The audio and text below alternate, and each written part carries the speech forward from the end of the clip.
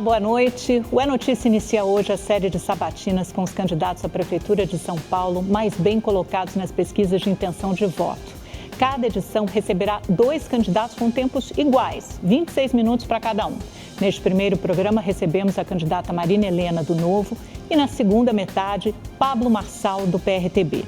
Marina Helena é economista com carreira no mercado financeiro. Foi diretora de desestatização do governo Bolsonaro, CEO do Instituto Millennium e fundadora do Movimento Brasil Sem Privilégios. Em 2022, candidatou-se a deputada federal. É a primeira suplente por São Paulo. Boa noite, candidata. Seja muito bem-vinda. É um prazer recebê-la. Amanda, o prazer é todo meu estar aqui com você na Rede TV e a todos que nos acompanham. Candidata, no site da sua candidatura, a senhora se apresenta como única candidata da direita, ainda que outros reivindiquem esse mesmo rótulo, como Pablo Marçal, por exemplo. Embora a senhora tenha participado, tenha sido diretora da Secretaria de Desestatização do governo Bolsonaro, nem o ex-presidente, nem o seu colega de governo, Tarcísio de Freitas, apoiam a senhora. Eles apoiam o atual prefeito, Ricardo Nunes. É uma contradição Bolsonaro e Tarcísio apoiarem Nunes? Por que eles não a apoiam? Amanda, eu vou ter pouco tempo para me apresentar, então eu acho que para os eleitores e para o bem de todos nós, eu queria contar quem eu sou e quais as minhas propostas. Essa questão de apoio é importante? Óbvio que é importante. Eu acredito que o Bolsonaro hoje ainda é a principal liderança na direita. O governador Tarcísio, eu tenho muito respeito pelo que ele tem feito aqui no nosso estado, mas eu sinceramente gostaria de mostrar quem é a Marina Helena e o que eu defendo e por que eu falo que eu sou uma candidata da direita. E aí o que é importante que o eleitor saiba é quais são os meus valores e aquelas que são as minhas propostas para a cidade. E o que eu realmente acredito é que São Paulo, infelizmente, está perdendo a liderança. Como economista, e é isso que eu fiz a minha carreira, como uma imigrante, eu não nasci aqui, eu cresci numa periferia do Maranhão, eu vim para São Paulo em busca de oportunidade e foi isso que eu conquistei trabalhando muito. E a nossa cidade tem perdido esse protagonismo, então a gente precisa trazer isso de volta. Quando eu falo de direita é isso, é quem acredita que o melhor programa para tirar as pessoas de fato da pobreza seja a geração de emprego e renda, seja o crescimento da nossa economia.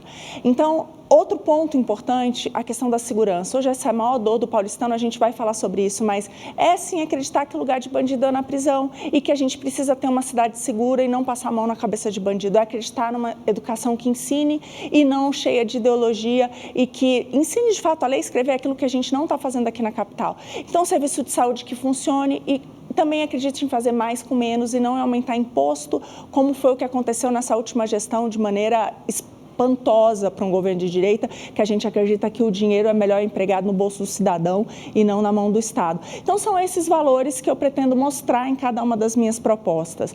E aí eu acho que no final, o que mostra, Amanda, nas eleições aqui para a capital, em todas elas, aliás, é que as pessoas votam em pessoas que elas acreditam e naquelas que trazem as melhores propostas para mudar da sua vida. Candidatura, mas essas bandeiras que a senhora acabou de enumerar são bandeiras da direita, são bandeiras que poderiam estar facilmente na boca de Bolsonaro ou na boca de Tarcísio. Por isso eu insisto na contradição. Se a senhora acha que é uma contradição eles não apoiarem a senhora, embora a política sempre seja imbuída de boas ideias e boas intenções, mas isso talvez não seja o suficiente para chegar lá. A senhora vem de um partido pequeno, não tem alianças, não tem tempo de TV, né? Tem pouco dinheiro. Quer dizer, tem algum dinheiro guardado de fundo partidário, fundo eleitoral do Novo de outras eleições, mas precisa de apoio, inclusive, para governar. Por exemplo, se a senhora for eleita, a senhora fala muito dos partidos de centrão, que só querem mamata nas suas palavras, né? Uma referência à União Brasil, ao MDB. Se eleita, com quem a senhora vai governar? É fácil ver, a gente tem experiência própria do Partido Novo. Romeu Zema, que é hoje o governador do segundo maior estado do Brasil. Nas prefeituras, nós temos hoje o prefeito melhor avaliado do Brasil. Como é que eles governaram? O Zema foi reeleito num primeiro turno, gostemos ou não. Mas ele não teve vida fácil, né, candidata? Ele fez uma grande aliança para o seu segundo governo, mas, por exemplo, não conseguiu até hoje passar o regime de recuperação fiscal, né? Tudo bem, mas aí vamos ver o que ele teria que ter aberto mão para conseguir isso, porque você sabe muito bem, Amanda, que na política, bem ou mal, você o tempo inteiro é confrontado com custo e benefício. Às vezes o custo é tão alto que não vale a pena. A gente vai vender alma para quem? Essa é uma questão importante.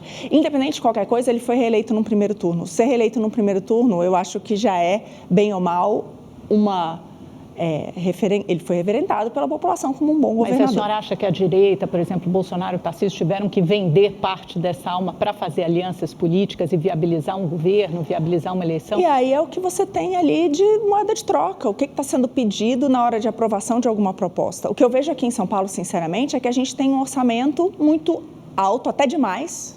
Né? Eu acho que a nossa cidade, enquanto a renda, né, a nossa economia encolheu 16%, os nossos impostos subiram mais de 40%, eu acho que isso é uma loucura, a gente está penalizando o cidadão. Então, eu vejo que, no fundo, aqui você tem uma situação muito mais fácil do que de Minas Gerais, que estava completamente quebrado.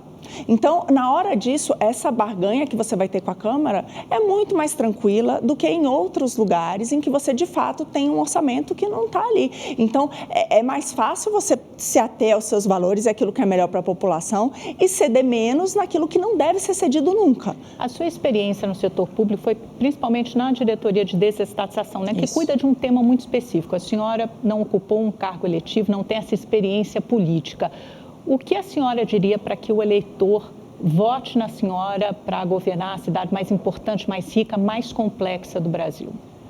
Amanda, tirando o prefeito, eu acho que eu tenho experiência de gestão infinitamente maior do que todos os outros candidatos. O que fez o Guilherme Boulos? Além de invadir propriedade, ele agora é deputado. A Tabata... Posso terminar? Só para terminar. A deputada Tabata, a mesma coisa, foi o único cargo que ela ocupou. Eu fui presidente do Instituto falando sobre políticas públicas.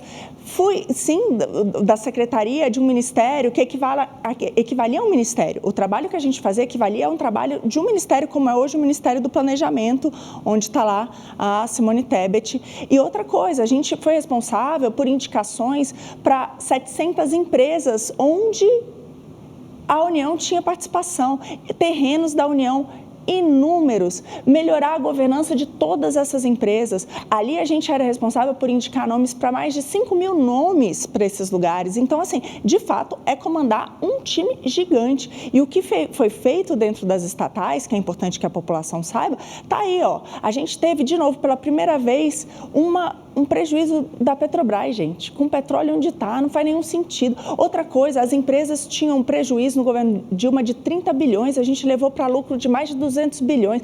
Era dívida maior do que o seu ativo quando a gente considera as grandes empresas.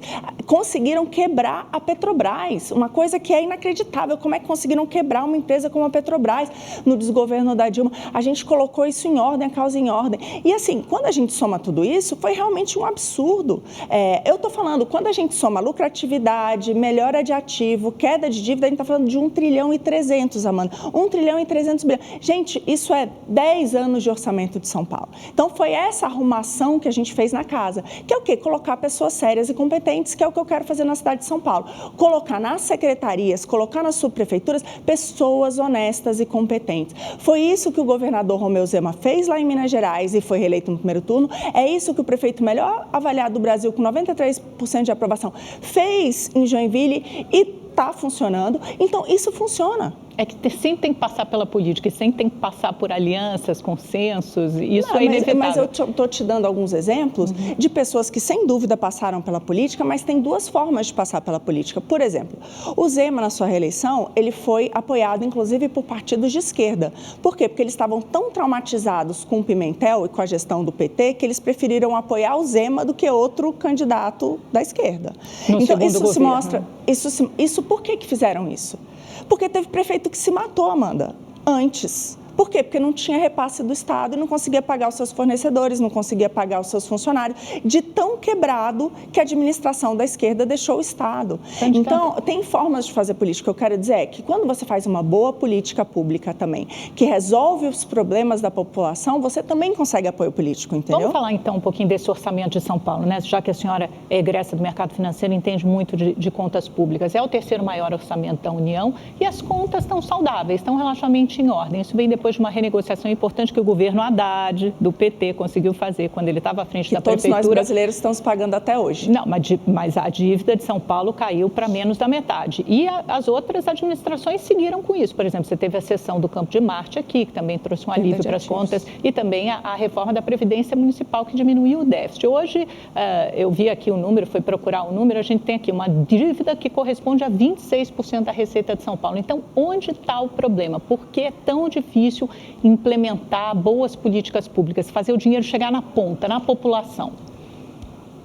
A cidade está loteada, cabide de emprego, todas as secretarias, aliás, 35 secretarias, uma das maiores do Brasil, haja loteamento. Subprefeituras, 32 loteadas, coordenadorias de educação loteadas, coordenadorias de saúde loteadas, haja loteamento, Amanda, não tem como dar certo mesmo. Outra coisa, contrato, né? Você falou da minha experiência na Secretaria de Desestatização e é importante que seja dito isso. A gente aqui na cidade de São Paulo, boa parte dos serviços são terceirizados. São terceirizados e péssimos contratos. Os contratos não estão ali para resolver a vida de ninguém. Muitos desses contratos são feitos por custo. Então, por exemplo, tapar buraco na cidade. A empresa recebe por asfalto. Qual que é o incentivo dela? Que tenha cada vez mais buraco, porque ela vai receber mais. Não deveria ser o contrário, o incentivo não deveria ser não abrir buraco. Então, assim, os incentivos, eles são completamente errados. A mesma coisa quando a gente fala de assistência social. A gente tem um monte de organização social fazendo a questão da assistência social, só que elas são ganhas quanto mais morador de rua, quanto mais pessoas estiverem lá. Não deveria ser para tirar essas pessoas da rua, restabelecer o seu vínculo familiar, trazer essas pessoas de novo treinamento no mercado de trabalho. Ou seja, o que eu quero dizer é, por que não dá certo com tanto dinheiro? Porque é muito mal feito. Nem o servidor público, nem as empresas prestadoras de serviços têm metas baseadas em melhorar a vida do cidadão. A gente precisa reescrever tudo isso e colocar metas baseadas em melhorar a vida do cidadão. Então, a senhora está falando de uma grande revisão de contratos em todas as áreas. Passar um pente fino em todos os contratos e também na prestação do serviço do servidor público. Hoje, por exemplo, os servidores públicos, tá? Vou dar um outro, a gente falou das empresas, que tem problemas graves, gravíssimos. Mas o servidor público é a mesma coisa. Eles não têm meta de avaliação. Tem, por exemplo, um bônus de acordo com a avaliação, tá? Sabe qual a média? 9,97, ou seja, os nossos servidores públicos têm 10 de média e eles recebem bônus por essa média 10. Não faz nenhum sentido. A gente tem que dar bônus, sim, para aqueles que trabalham. E a verdade, Amanda, no serviço público é que a maioria trabalha, mas alguns que não trabalham custam. Aquele que está trabalhando, às vezes, tem que trabalhar por 2, né? Então, tem uma carga muito complicada. Então, a gente vai mudar tudo isso, a gente vai incentivar o bom serviço, seja dos contratos, seja dos terceirizados, seja dos funcionários públicos. A gente vai fazer para isso, para garantir que com essa baba de orçamento, Amanda, quase 112 bi, é uma loucura. Isso, eu vou dar um exemplo. Escola pública na cidade de São Paulo custa mais caro que escola privada. A gente chegou nesse nível. Só que não ensina nem a ler nem a escrever. Então, assim, tem muita coisa errada. E eu acho não, é o que mostram os dados e tudo que a gente está vendo, que isso tem a ver, sim, com loteamento. Entra prefeito, sai prefeito, seja de direita, seja o que se diz de direita, seja o que se diz de esquerda, seja lá o que eles falam. É tudo loteado. Quando a senhora fala de loteamento, basicamente também se refere a desperdício, né? A recursos públicos mal empregados. Vamos pegar esse exemplo da educação que a senhora citou e, infelizmente, São Paulo, apesar de ter um orçamento gigantesco, fica, de fato, muito atrás de municípios menores e menos importantes. Por exemplo, a taxa de leitura, segundo o ranking do MEC, fica em 38%, né? A taxa de quem sabe ler e escrever no segundo ano fundamental. Ou seja, a maioria das nossas crianças, 6 em cada 10, não sabem ler e escrever chegando no segundo ano fundamental. Creche, ainda bem, conseguimos zerar a fila. Por outro lado, escola em tempo integral, a partir dos 4 e 5 anos, só na creche mesmo, porque a partir dos 4 e 5 anos, a gente tem filhos, né? Você é um pouquinho mais velho, eu nessa idade, pré-escola em tempo integral só para 11% da população. Qual a sua proposta na área da educação? Perfeito. O ponto principal é o seguinte, hoje as nossas escolas públicas são tão caras que custam mais caro do que a privada. Não é aceitável que a gente não consegue o custo por aluno, a mensalidade. Por exemplo, no ensino fundamental, a mensalidade hoje numa escola pública é R$ 1.650 por mês. No ensino privado, R$ 1.470. Só que A privada ensina a ler e escrever. Mas em relação aos países do OCDE, a gente ainda não fica abaixo o custo por aluno? Aqui em São Paulo não. E outra coisa, o custo é por renda, né, Amanda? A gente tem que pensar que metade da nossa população vive com R$600 por mês. Então, tudo tem uma questão também de que é quem está pagando esses impostos. Então, a gente tem que ver em relação à nossa renda. Chegou um ponto em que é mais caro do que a escola privada. Então, quais são as nossas propostas? Escolas excelentes. Primeiro ponto, se chegou a esse ponto de que a privada está mais barata, ensina melhor, vamos pegar as melhores escolas privadas para administrar escolas públicas. Segundo ponto... Mas isso só na parte administrativa, não na parte pedagógica. Na parte pedagógica. Em tudo, elas estão ensinando a ler e escrever. A gente tem que saber como é que essas escolas ensinam ler, escrever e contas básicas e estão, de fato, transformando a vida das nossas crianças e as públicas não. Então, vamos mostrar, elas podem ajudar a ensinar. Mas os professores continuam sendo do ensino público? Privado, de acordo com a aposentadoria. A gente vai ter nos próximos 10 anos, 1/3 dos nossos servidores estão se aposentando. É a hora da gente começar a trazer experiências que deram certo em outros lugares do mundo. Então, a senhora está sugerindo diminuir o quadro de funcionalismo público, não abrir novos concursos e contratar do setor privado? A gente vai trazer essas escolas para administrar, como já acontece hoje, Amanda. Por exemplo, Liceu Coração de Jesus, uma escola no meio da Cracolândia, que ia fechar, uma escola centenária, administrada pelos salesianos, que teve agora uma parceria com a prefeitura, ela recebe alunos da rede pública. Quem está achando que foi bom não sou eu, são os pais das crianças, que foram até a prefeitura pedir, pelo amor de Deus, para ter a 6ª, 7ª série, porque só vai até a 5ª. Sugerindo uma privatização do ensino, então? Não, vai continuar sendo pública. Os pais não vão ter que pagar R$1. Não é a privatização nesse sentido. Mas o que a gente vai fazer é parcerias, trazer sim as escolas melhores da rede privada para administrar essas escolas, agora com meta clara de aprendizagem, porque aqui na cidade tem um monte de contrato, mas não tem meta, a gente precisa de meta de aprendizagem. Se não tiver meta de aprendizagem, rua, essa é a diferença, mas vamos trazer, porque elas ensinam melhor e custam menos. Então, se é melhor por menos, a gente tem que trazer. Por que não adotar modelos que deram certo, por exemplo, como de Sobral, no Ceará, ou também, no Pernambuco, que você faz de escolas de tempo mas integral? Vamos lá, no resto do mundo, hoje, isso é a coisa que mais dá certo. A gente tem 2 entre os 5 principais do ranking do PRISA que só usam esse modelo. As demais têm esse modelo também, competindo com a escola pública. Por quê? Porque ao trazer isso, a escola pública também melhora de qualidade. Porque você traz inovações que muitas vezes, às vezes, no público ele não consegue ter. Agora, dentro da rede pública, a gente também vai ter esse esquema de meritocracia, que é o qual? Os professores que derem aula, que forem para a sala de aula, os professores que ensinarem os alunos e melhorarem a aprendizagem dos seus alunos, eles vão ser bonificados. Aqueles que não forem dar aula e que não estiverem melhorando a aprendizagem dos alunos, esses a gente vai demitir, vai dar lugar para aqueles que queiram de fato ensinar as nossas crianças. Candidato, que isso fica um pouco ilusório, porque a senhora participou da Secretaria de Desestatização. Certamente o ministro Paulo Guedes não conseguiu implementar muitas das ideias que ele tinha ali como desejo, como alvo, até porque foi impedido pelo próprio presidente Bolsonaro, porque a gente sabe, o setor público das reivindicações são associações, são sindicatos muito fortes e tem um histórico, tem uma cultura que a gente não pode ignorar. Mas, Amanda, está aí no centro da cidade. Outra coisa, as creches parceiras, as creches conveniadas. Como é que a gente zerou a fila de creche? Porque hoje uma creche privada custa R$1.200, uma creche pública R$2.000. Seria impossível ter zerado a fila de creche se não fosse a partir disso. Não teria nunca. Então, a realidade é que isso já existe. O que eu quero é expandir e muito, e de maneira a melhorar a qualidade da nossa escola.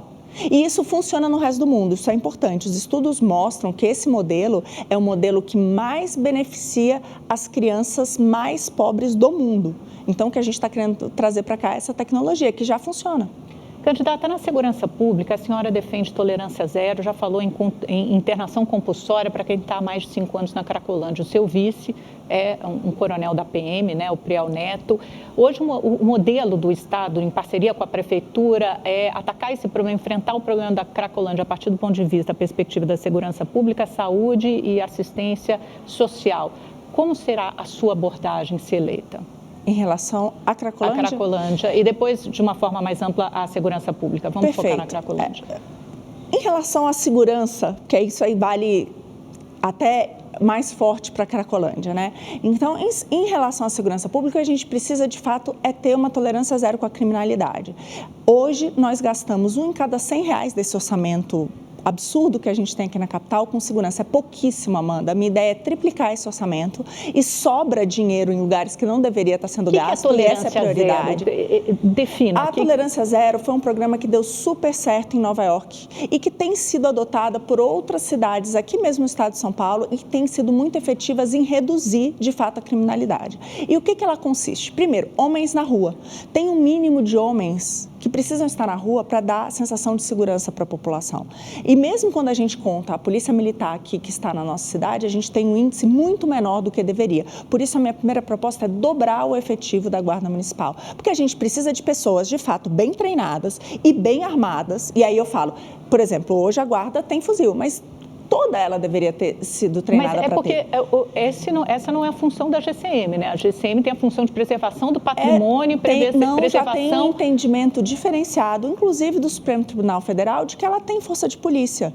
Porque não adianta nada a gente ter uma polícia que está ali e acontece um crime ou alguém aborda a população. A gente tem uma lei de 2014, né? Você precisaria fazer uma nova legislação. Tanto que tem uma PEC que tramita no Congresso hoje, dando força de polícia estadual, polícia às GCMs, mas isso ainda tem que ser aprovado. Aqui na cidade, ela já é armada, na maior parte dos municípios já é, e pelo interior aí, a gente está vendo em várias cidades que isso está funcionando.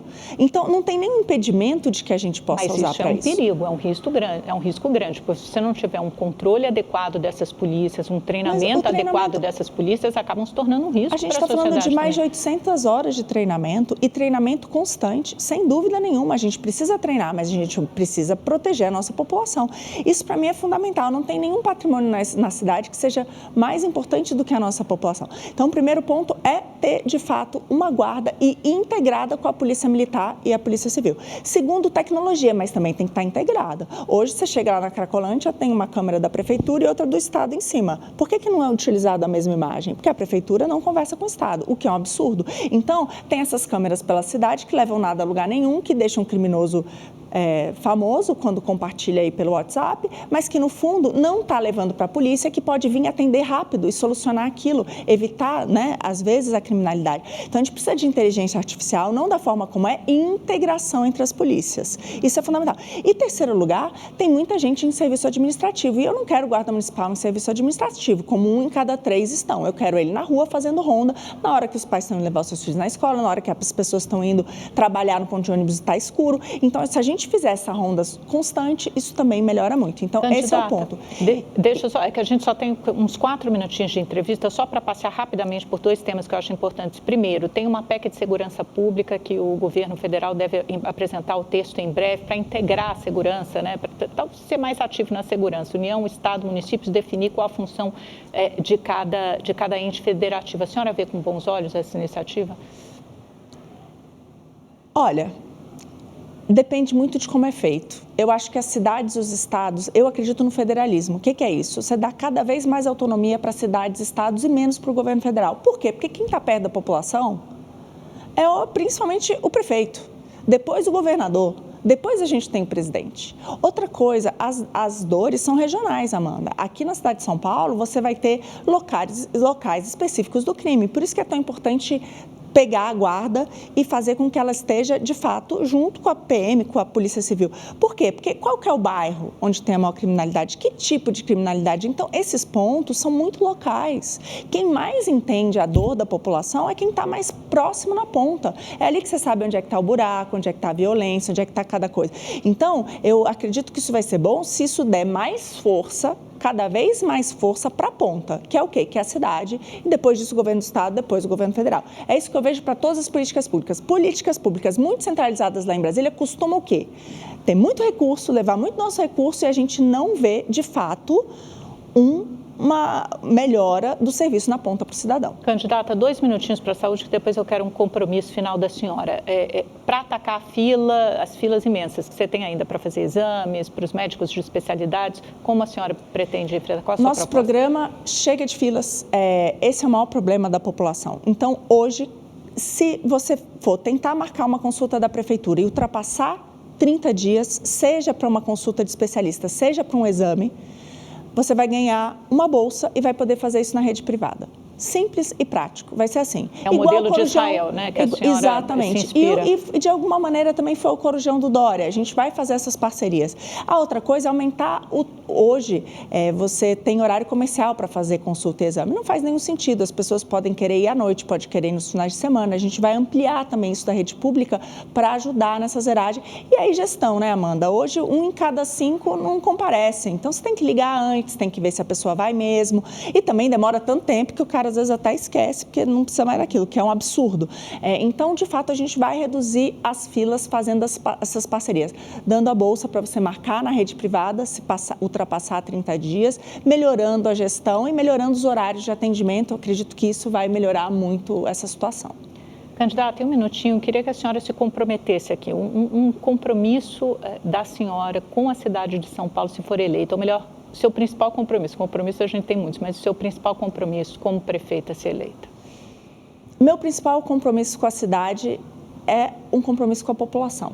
De novo, eu não tenho rabo preso com ninguém, não preciso lotear cargo nenhum na prefeitura. O que eu quero trazer para cá é o que eu vi com a minha experiência dentro do Ministério da Economia, que deu muito certo com as estatais, que é o quê? Colocar pessoas honestas e competentes. Isso faz toda a diferença, gente. Se a gente tiver secretários honestos e competentes, subprefeitos honestos e competentes, realmente querendo resolver a dor da população, as coisas se resolvem. Outro ponto, tanto para servidor público quanto para empresas terceirizadas, a gente tem uma proposta muito simples.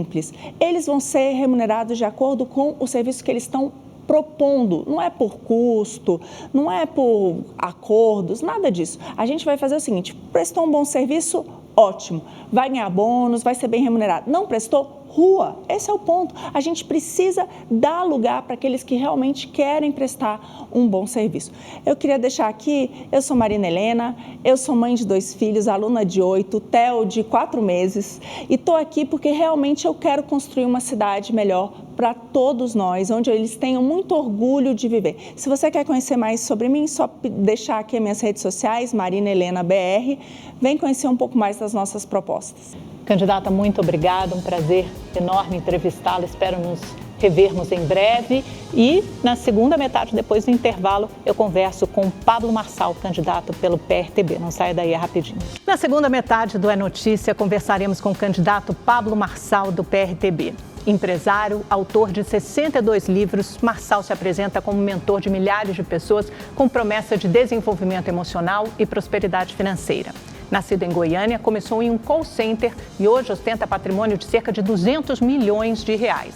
Em 2022, teve 243 mil votos para a Câmara dos Deputados, mas sua candidatura foi julgada irregular e invalidada posteriormente pelo Tribunal Superior Eleitoral. Boa noite, candidato. Seja muito bem-vindo. Um prazer recebê-lo. Candidato, o senhor é um fenômeno das redes sociais, um empresário de sucesso. Qual é a sua ideologia política? Como o senhor se posiciona politicamente e por que quer ser prefeito de São Paulo? Primeiro, eu não quero ser o prefeito, não é uma questão pessoal minha. É a cidade que precisa de alguém com envergadura, alguém que é gerador de emprego, alguém que vai mudar a mentalidade do povo. Nenhum político fala sobre isso. Então, não é uma questão de eu parei para ter mais um problema na minha vida. Na apresentação, você falou que eu ostento um patrimônio de quase 200 milhões de reais. Isso é a minha pessoa física. As empresas que eu governo e sou titular delas, elas valem bilhões em valor de mercado. Eu não ostento, eu desfruto, eu uso. Inclusive, invisto em muitas pessoas, né? Tem trabalhos sociais em alguns países africanos, ajudei na enchente do Rio Grande do Sul, apoiei também o pessoal da Venezuela e estou junto ali, produzi um documentário para mostrar para o mundo inteiro o que eles estão fazendo. E eu estou na política para fazer uma coisa que nenhum político deu conta de fazer. Hoje são 70 mil cargos públicos, onde pessoas são eleitas pelo voto. E eu quero, pelo menos, colocar nesses próximos 4, 8 ou 12 anos que eu vou permanecer na política. Eu não quero ser um profissional de política, eu quero servir por um tempo. Eu acho que todo mundo que tem resultado na nossa cidade, no nosso estado e no nosso país deveria servir a população, porque a gente tem muita gente desqualificada fazendo isso. E a minha orientação política é libertária. O povo precisa ser livre do comunismo, desse sequestro emocional de ficar prometendo e nunca cumprir. A única forma é dando identidade para esse povo, identidade esportiva, ensinar esse povo que todos podem prosperar. Mas é uma espécie o quê? De Javier Milei? Quem são suas inspirações na política? O senhor falou libertário, imediatamente me lembrei do presidente. A primeira inspiração que eu tenho como político chama José o Justo, lá no Egito. Foi um israelita que acabou sendo governador do Egito, e ele liderou um período de prosperidade, 7 anos de prosperidade. O faraó... Mas aqui no Brasil, Foi o que eu falei, Amanda, eu nunca vi um outro político pregando isso. Aqui vai ser uma guinada que a gente vai ter no país para mostrar para todo mundo. Eu que sou filho de faxineira, meu pai é aposentado, funcionário público, eu que estudei na escola pública, eu sei que aquilo que a gente ganhou na escola pública jamais dá para prosperar. Muitos analistas o veem como um personagem antissistema e antipolítico, uma espécie de Bolsonaro 4.0. O senhor se vê dessa forma ou não? Olha, todo respeito ao capitão, né? Ajudei, servi ele sabe o respeito que eu tenho por ele me deu a medalha lá que ele dá para as pessoas que ele respeita, dos 3 Is. Mas eu me considero marçal, eu me considero alguém que venceu na vida e que está a fim de ajudar você, seus filhos, a sua família também vencer. Eu não me considero outra pessoa, eu sei a minha identidade, eu sou um filho de Deus, né? Sou imagem e semelhança dele. É isso que eu aprendi sobre o que o próprio Deus acha sobre mim. E eu quero que você também saiba disso, para você nunca mais ter que depender de nenhum político, para você depender de nenhuma história de gente que usa do comunismo para entrar na sua cabeça e sempre sequestrar vocês emocionalmente. Isso não é uma questão que eu quero que as pessoas engulam, não. Eu vou mostrar que tem como fazer. A minha oferta de entrar na política é para mudar de fato, radicalmente isso. O senhor tem feito a eleição, a sua campanha até agora, produzindo frases de efeito, que popularmente se conhece como lacrar nas redes sociais. Até mesmo as suas propostas, que muitos têm como estapafúrdia, tipo teleférico, tipo prédio mais alto do mundo, vem controlando, pautando a narrativa das eleições até agora. O problema dessa estratégia é que, num primeiro momento, ela é muito eficaz. Ela faz você crescer nas pesquisas, nas intenções de voto. Mas ela pode ter um teto e pode aumentar também a sua estratégia. A sua rejeição, a sua estratégia de campanha vai ser principalmente viralizar nas redes sociais? Não, não é viralizar, é mostrar que eu sou o único que pode libertar você dessa miséria que você está. Libertar você de ter que sentir o cheiro do Tietê todo dia. Libertar você com esses 7 milhões de carros, né, destruindo o ar dessa cidade. Mas essa como poluição. o senhor vai fazer isso? Eu já estou explicando. O senhor precisa apresentar propostas concretas. Quem quiser ver proposta concreta tem que entrar no site do TSE, lá está tudo, é público para todo mundo. O que você tem que saber hoje é igual eu uso quando eu vou comprar uma empresa. Um dos grandes negócios que eu faço é comprar empresas, para acelerar elas e vendê-las, tá? Você imagina, quando eu vou olhar para uma pessoa que está oferecendo uma empresa, eu não olho para o negócio dela, eu olho para ela, se ela aguenta o tranco. Aqui, eu sei que todo mundo fica nesse engodo de cadê a proposta? A proposta está no plano de governo. Todas as vezes que você começa a falar, ninguém está interessado nisso. As pessoas estão interessadas se a pessoa é resistente, se ela aguenta tranco, se ela é honesta, se ela vai de fato ajudar as pessoas. E eu já faço isso na vida pública, imagina com o nosso dinheiro. Com o meu dinheiro eu já faço, imagina com o nosso. A pesquisa Datafolha mostra, mais recente, agora mostra que o senhor tem 20% de intenção de votos entre os homens, mas apenas 8% entre as mulheres. E essa rejeição aumenta muitas vezes por causa desse seu jeito mais agressivo. Como é que o senhor vai fazer para conquistar o eleitorado feminino? Converso com a minha esposa. Eu só tive uma namorada e casei com ela e sou homem de uma mulher só. Pergunta a forma que eu trato ela, pergunta para minha filha de 3 anos como que eu honro ela, pergunta para minha mãe, que eu ajudei a aposentar minha mãe, que era faxineira, pergunta para minha irmã, que foi abandonada por um canalha e eu tive que ajudar, pergunta para minha sobrinha, que eu também ajudo, pergunta para todas as mulheres que estão em volta de mim. Pesquisa é uma coisa que políticos gastam milhões de reais para manipular a sua ideia.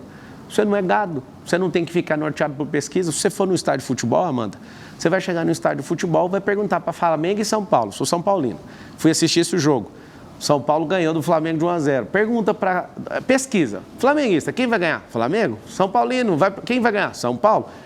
Não interessa o que essa pesquisa está dizendo. Se você for pegar todas e criar um comparativo, um quadro analítico, você vai perceber que todas estão muito diferentes uma da outra. Resumindo, eleição e mineração você só conhece num dia, chamado apuração. Elas mostram mais ou menos a mesma coisa, candidato. O Nunes, o atual prefeito, e Guilherme Boulos no primeiro patamar, e logo seguidos por vocês, Datena e o senhor no segundo pelotão, vocês dois avançando, crescendo. O governador de Minas Gerais, o Zema, né? Ele tinha 2% das intenções de voto e acabou ganhando e depois veio seu primeiro turno na reeleição. O presidente Bolsonaro, ele tinha 7%, vocês chamavam isso de teto. Pesquisa não é aquilo que o povo quer. Pesquisa tem manipulação, eu vou te explicar. Primeira delas, quem pagou? Existe uma necessidade de agradar quem pagou. Vamos lá. Segundo, que horas e que lugar que você fez a pesquisa? Qual o método que você utilizou? Quando você vai fazer a pergunta da pesquisa, quem é que vem primeiro? esse método foi randomizado ou ele foi aplicado para as 1.000 pessoas de forma que o Nunes fique em primeiro? Não, tudo bem, candidato. Não, mas é que eu estou explicando. É porque assim, eu não estou preocupado com isso. Eleição, você precisa conquistar o povo. E é isso que eu vou fazer e estou fazendo. Estou tentando entender qual vai ser sua tática, sua estratégia de campanha, se ela vai ficar restrita às redes sociais. Porque, por exemplo, no bolsonarismo, mesmo o Zema, que o senhor fala da antipolítica, isso veio numa onda, numa esteira de uma série de acontecimentos da Lava Jato, da derrocada do PT em 2018. Eles eram muito calcados em pautas conservadoras e moralizantes, pautas liberais na economia de segurança pública. Eu estou tentando entender qual é o esteio da sua campanha, das suas propostas. Todos os jornalistas me perguntam a mesma coisa, e se eu contar, o Boulos vai usar. Eu não vou te mostrar a estratégia. Eu gostaria de te contar, mas vai ser uma campanha que vai ser internacional. Vai ter gente de fora ajudando, e não é com grana, não. É gente se posicionando e falando, eu estou com esse cara, eu acredito nele. Tem muita gente, mas só para você entender. Empresários, gente famosa, você vai líderes ver. políticos. Você vai ver, é internacional. Por quê? Porque o São Paulo mostra o futuro do Brasil. Eu estou aqui nessa campanha, vou explicar por quê. Porque tiraram o Salles e eu achei muito suspeita a saída do Salles, como se tivesse um grande acordo para essa prefeitura ficar com esses 12 partidos políticos e de um outro lado tem o Luiz Inácio Lula da Silva que quer pegar para ele a prefeitura mais poderosa, porque aqui está a reserva de domínio, o futuro desse país. Eu não queria mexer com a prefeitura. Quando eu observei, eu falei, eu vou ter que servir o povo justamente pelo que eles estão fazendo. E aí está aqui uma pessoa que é servo do povo. Já aprovei, eu tenho espírito público desde 2019, quando eu dei meu coração lá na África. Eu já ajudo em alguns países africanos, o principal em Angola, onde eu provei que dá para desfavelizar um lugar, onde dá para mudar a mentalidade de um povo. E eu fiz uma promessa para um garoto quando eu estava indo embora em 2019. Ele falou assim para mim, Amanda, você nunca vai voltar aqui, né? E eu fiz uma promessa olhando nos olhos dele, um garoto de 8, 9 anos aproximadamente. Eu só saio daqui depois que a última família entrar na última casa. Nós estamos construindo essas 300 casas, já são mais de 300 agora. E eu quero dar um conselho para você que é da quebrada, você que é de favela, você que está em comunidade. Hoje, o frio de São Paulo, eu fiquei lembrando de uma senhora que eu conheci, lá no Beira Rio, numa favela chamada Beira Rio. Sabe o que ela falou? Essas casas de lata são como IML. Isso aqui, você não suporta o frio. Hoje eu acordei e lembrei da frase dessa mulher. E eu faço um compromisso aqui como homem. Não vai ter nenhuma família morando em casa de lata aqui nessa cidade. Nós somos um povo rico o suficiente, temos dinheiro suficiente. Ano que vem a prefeitura vai ter 120 bilhões de reais de orçamento e a gente tem parcerias público-privadas que eu tenho certeza que os mais de 2 milhões de empresários, quando souber da seriedade que nós vamos desenvolver essa prefeitura, não vai deixar ninguém morar nem em casa de taipa, nem em casa de alumínio. Não vai acontecer isso aqui nessa cidade mais. Eu faço uma promessa como homem. Pessoalmente, eu vou honrar pela minha família o que eu estou falando. Candidato, um primeiro debate à Prefeitura de São Paulo, o senhor se referiu ao candidato Guilherme Boulos como comedor de açúcar. Depois o senhor falou que ele é aspirador de pó. E ele conseguiu uma liminar da Justiça, sem apresentar nenhuma prova, absolutamente nenhuma prova. E depois ele conseguiu uma liminar da Justiça, fazendo com que o senhor suspendesse esses vídeos da rede social e deixasse com que ele publicasse um direito de resposta. Não só o senhor não fez isso, como dobrou a aposta, publicou novos vídeos. Veio uma segunda decisão judicial, dessa vez do Tribunal Regional Eleitoral. O senhor já tirou esses vídeos da sua página? Não, e qual que é a lógica? Faz ele o exame toxicológico. Por que não pede o exame toxicológico? Não, o ponto é que o senhor não vai cumprir uma decisão judicial? Se a gente está dentro do prazo. Já tem duas. Isso, vai cumprir, mas o povo já sabe que é um aspirador de pó. Quem conhece São Paulo em todas as biqueiras, a pessoa que defende o uso de drogas, defende que mais pessoas vá para a Cracolândia, defende Nicolás Maduro, defende Daniel Ortega na Nicarágua, ele defende o Foro de São Paulo. As famílias decentes dessa cidade não concordam. Agora, eu vou ter que sacrificar alguma coisa para provar para você. Inclusive, estou em posse do documento, não precisa ficar ansioso. Mas o senhor tem essas provas? Claro, eu vou mostrar na hora certa, não precisa ter ansiedade. Mas por que o senhor não mostrou? Porque é uma acusação muito grave, o senhor não pode fazer de uma forma leviana. Mas o que os candidatos fazem nos debates é fazer exatamente isso aí que você falou. Como que eu vou falar agora se o povo esquece em uma semana? Calma que eu estou aqui, você não precisa ficar apavorado. O senhor está dizendo, então, que o senhor tem provas disso? Vou mostrar, calma. Ele é o candidato medalha de ouro, foi o que mais foi preso. E em todos os candidatos à Prefeitura de São Paulo, ele é medalha de ouro, já tem 3 pódios. Esse cara, eu entrei aqui para te falar, Boulos, você nunca na sua vida vai ser prefeito de São Paulo. Se esse é seu sonho, você vai pegar, vai mudar para outra cidade de gente que acredita na sua ladainha, nas suas mentiras, e aí você vira prefeito lá. Enquanto eu estiver aqui, se tiver um xerife nessa cidade, que é o Pablo Marçal, você nunca pisa aqui. Você não vai ser prefeito aqui. Candidato, nesse mesmo debate, no primeiro da TV Bandeirantes, os seus adversários apresentaram, o senhor disse, se eu tiver uma condenação, eu saio da disputa. Eles apresentaram essa condenação na mesma hora. Ela é prescrita. O senhor foi condenado a 4 anos e meio, prescrito, em 2010, por fazer parte de uma quadrilha responsável por fraudes bancárias, né? Eles roubavam dados das pessoas na internet, faziam sites falsos de bancos, de instituições financeiras. Prescreveu, é verdade, num recurso em 2018, mas a minha pergunta é a seguinte, o senhor participou desse esquema? O senhor você falou bem, integrou você falou esse assim, esquema? Ó, eles, você falou de forma correta, não sei se foi inconsciente, mas você falou da forma correta. Eles, nunca fiz parte de quadrilha nenhuma, eu trabalhei para um cara consertando computadores e tomei um processo criminal por 13 anos. Meu pai me ensinou a ser homem, a não tocar em nada de ninguém. E faço um desafio para você, Amanda, como jornalista e todos os jornalistas desse país. Todo mundo. Descubra quanto que eu peguei e me dá o Pix que eu pago. Esse é o desafio. Queria saber do Lula, o tanto de dinheiro que ele roubou do país, que dia que ele vai devolver o dinheiro e a moral desse país. Quero saber de todas essa patifaria de PSOL, de PT, tudo que eles já desviaram do povo, eles dão conta de devolver? Eu sou homem, construí riqueza, um patrimônio multibilionário empresarial e eu posso falar para vocês, atuo em 19 segmentos diferentes, não afino para absolutamente nada que comunista me falar. Se eu estou devendo, põe para pagar que eu pago agora. Esse é o desafio. Agora, eu era um jovem, 18 anos de idade, estava trabalhando, eu só consertava os computadores e sobrou esse processo para mim. Esse processo, Amanda, correu à revelia. Esse processo não tinha advogado. Eu sou formado em Direito. Não tinha defensoria pública? Não tinha. Direito A própria defensoria pública falou, isso aqui é complicado demais para você, contrata advogado. O advogado cobrou 2 mil, nem isso eu tinha de dinheiro para pagar. Mas houve recurso, né? Tanto não teve recurso. A pena prescreveu no recurso em 2018. Você não conhece o processo. O processo correu à revelia, não tem isso. Eu não tive advogado ali. Candidato, no transporte público, o senhor propõe um cinturão de teleférico nas comunidades, né? Inspirado no modelo de La Paz, o senhor já falou, na Bolívia. Aqui do Brasil também. O problema também. é que La Paz, por exemplo, tem uma geografia completamente diferente de São Paulo, cheia de montanhas, de vales, é uma das cidades mais altas do mundo. Justamente por causa da geografia de São Paulo, só que caberia, que a gente sabe que o teleférico demora tempo para construir e é muito caro. Há outros jeitos mais baratos, por exemplo, por que em vez de teleférico não investir em BRT? Que é mais barato que o metrô, tem uma velocidade média mais alta do que o transporte público comum, ou mesmo os corredores de ônibus. Entra no detalhe, Amanda, acho que você não está bem informado em relação ao teleférico, ele é 5 vezes mais barato que o metrô. Ele é limpo, diferente de qualquer outro transporte. Não, sim, eu estou falando em relação ao corredor de ônibus, ótimo, BRT. tem que continuar. Inclusive, o atual prefeito não cumpriu nem 4 quilômetros. Está lá no plano de governo dele fazer 50 e não cumpriu nem 4. Mas está no seu plano? Eu quero saber do seu plano. É o seguinte, a gente tem Rio, o Uber está fazendo o transporte hidroviário, a gente era para estar fazendo. Ninguém tem isso no plano de governo, nós vamos fazer. Essa proposta do teleférico não é uma proposta de mobilidade para a cidade inteira, é para honrar a comunidade, que eu vou transformar a comunidade em centro olímpico e empresarial. O que é um centro olímpico e empresarial? Como o senhor Primeira vai fazer coisa, isso? você faz um centro olímpico para dar uma identidade esportiva para essas crianças. São mais de 60 esportes. As crianças na favela que eu tenho visitado, elas sonham ser jogador de futebol. E não é jogar futebol, a gente tem que dar uma identidade esportiva, sabe por quê? Para não ter mais nenhuma dessas crianças, quando elas crescerem, lá na rua, né? Porque tem 80 mil pessoas em situação de rua hoje. Você pode achar tudo o que você quiser hoje na Cracolândia, mas você não acha esportista lá. Eu fui atrás disso. O esporte molda caráter e nós vamos fazer isso com a escola pública de São Paulo. Todo mundo vai ter uma identidade esportiva e nós vamos investir nisso. Sabe por quê? Porque vai diminuir despesa em saúde. Quando você investe em educação e dá uma identidade esportiva, você vai diminuir depois a despesa em segurança.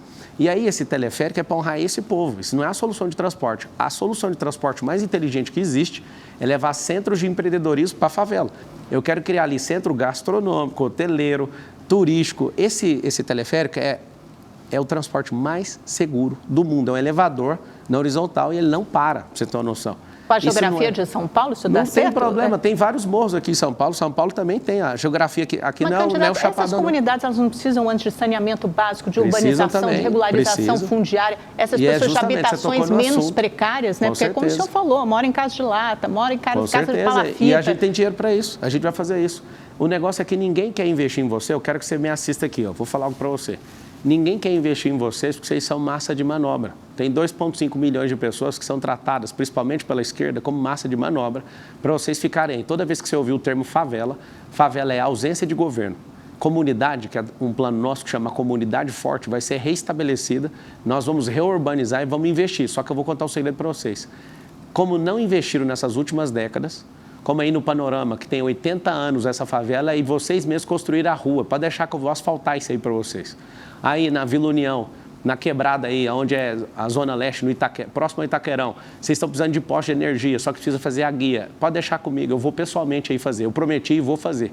Ganhando a eleição ou não, eu vou resolver esse problema de vocês. Sabe por quê? Porque eu preciso de gente bem intencionada que quer libertar vocês e eu vim aqui para libertar vocês dessa miséria. É isso que queima no meu coração, é esse o recado que eu quero passar para todo pai de família, para toda criança, para toda mãe que está aí agora desolada porque não tem um governo que está afim de ajudar vocês. Eu estou de saco cheio disso, eu vou ajudar vocês. Já fiz isso com o meu pouco dinheiro que eu tenho, imagina com o nosso. Vou investir primeiro em gente, para depois falar qualquer outra coisa. Nós vamos abençoar vocês, mesmo todo mundo criticando e zoando, nós vamos ajudar vocês. Na segurança pública, candidato, o senhor mencionou uma ideia de espalhar câmeras pela cidade para detectar comportamentos suspeitos, o que o senhor chamou de pré-crime, depois drones que sairiam de cima de prédio. Me conta como é que funciona isso, no que você se inspirou, em que modelo? A pasta é anticrime, né? O que é o anticrime? Ao invés da gente só penalizar pelos comportamentos, vou te falar por que a criminalidade está assim. Porque o direito social mais absoluto de todos não está sendo respeitado. Sabe qual é o maior direito social que existe ou não? Você sabe ou não? Vida, né? Vida é emprego, direito social. É emprego.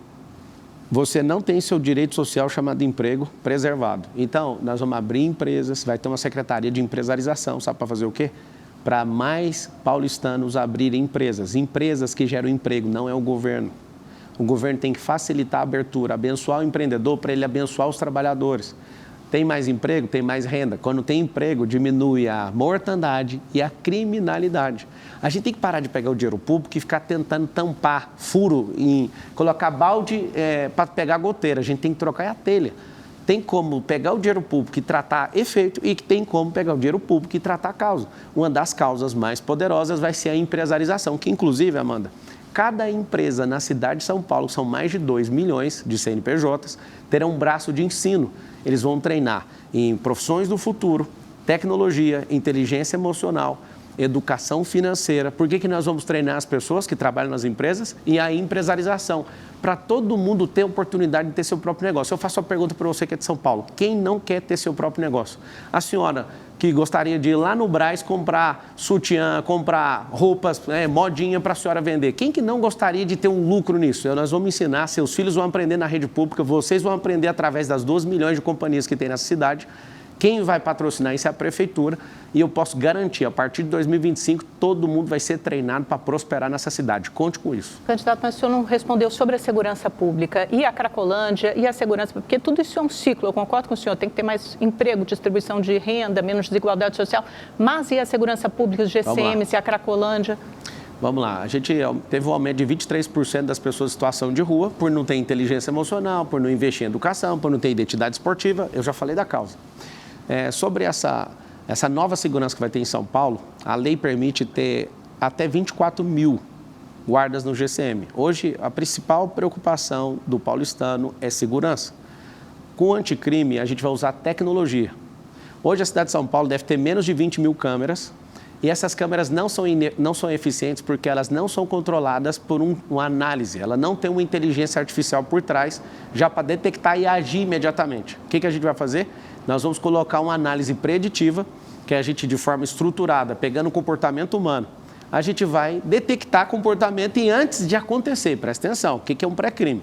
Antes de acontecer, nós vamos usando tecnologia para essa pessoa. Que exemplo de um comportamento suspeito, por exemplo? Por exemplo, a pessoa vai meter a fita, ela tem o mesmo comportamento. Você pega um motoqueiro, ele está de 2, ele fica indo e voltando numa esquina. Aquele comportamento já é suspeito. Não é porque ele veio de tal lugar ou para onde ele está indo. Aquele comportamento, mas na análise... Mas a chance de incorrer em erro é imensa, né? Mas porque é por isso que ninguém vai prender. É por isso que chama alguém. Pré-crime. É por isso que a gente vai mostrar que está sendo vigiado.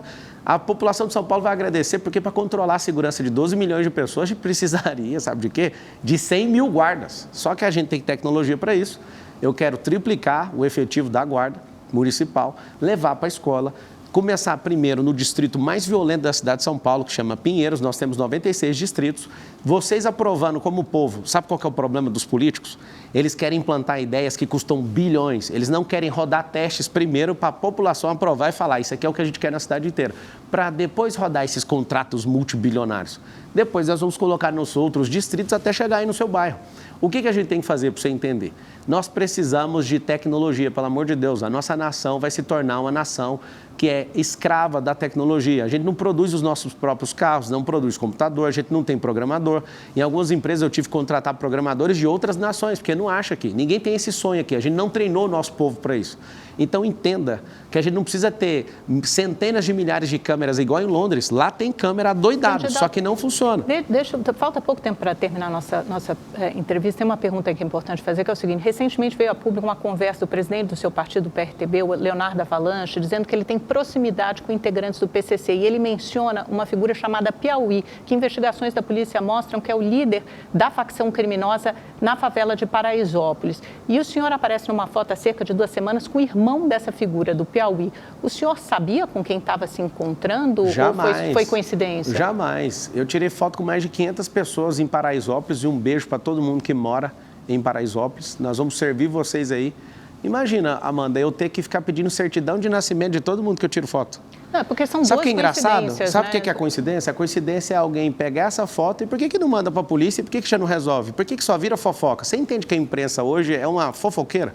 Ela só quer ficar jogando coisa o dia inteiro. Agora, Mas se o presidente... faz a mesma coisa com seus oponentes, Não, eu falo de mim, eu não falo de ninguém, não. Fofoca você fala de terceiro. Não, eu falo de mim. Eu falei lá no debate, eu não usei minha rede para fazer isso. Mas para que apresentar agora? Não está na hora de apresentar? Calma, relaxa que eu estou aqui. Mas o senhor está fazendo a mesma defesa em relação ao senhor. Eu estou falando agora. de mim, eu Então... não falei dele. Então é o seguinte, imagine eu tendo que saber quem é irmão de quem foi parido por qual mulher. Eu vou pedir certidão de nascimento. Eu sou um cara que já sou famoso nas redes sociais, agora na política está um terror, eu vou saber quem eu estou tirando foto. Agora é o seguinte, se o presidente desse partido tem algum problema, que ele pague.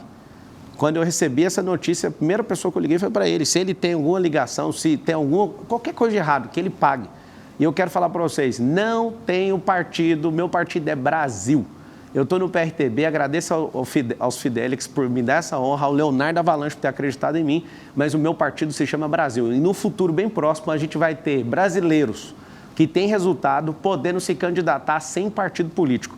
Não sou igual a esses caras que morrem por conta de um partido. Se você está devendo alguma coisa, você vai pagar e eu não tenho nenhum problema com isso. Faça-me o favor de pagar se estiver devendo. Candidato, a gente só tem mais um minutinho final de entrevista. Eu queria que o senhor, a mesma pergunta que eu fiz para a candidata Marina Helena, que o senhor deixasse aqui o seu principal compromisso. Eu sei que são muitos, mas o seu principal compromisso com a cidade de São Paulo. Se for eleito prefeito, que compromisso é esse? Meu principal compromisso é com gente. Eu entendo de gente. Eu amo ver famílias sendo restauradas. Eu amo ver pessoas que não acreditavam nelas começando a prosperar. Eu acredito que Deus vai mudar a sorte da nossa cidade. Eu estou aqui para servir vocês, eu sou um servo do povo. Eu vou tomar pancada, eu sou o mais resistente de todos.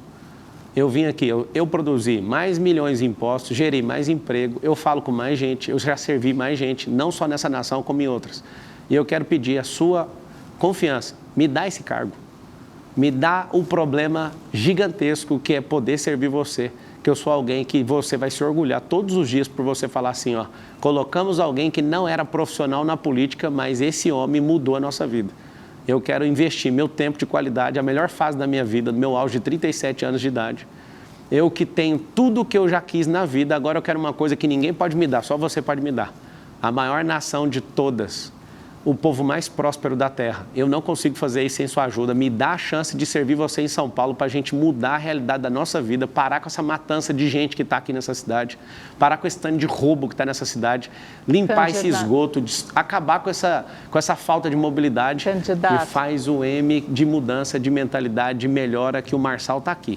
Tamo junto. Obrigado pela oportunidade. Infelizmente, nosso tempo acabou, mas foi ótimo conversar com o senhor. Obrigado, muito obrigada Amanda, pela participação no programa. Faz o M, todo mundo aí. Deus abençoe São Paulo e o Brasil. Muito obrigada a você pela audiência. Nos vemos na próxima quinta-feira. Uma boa noite. Até lá.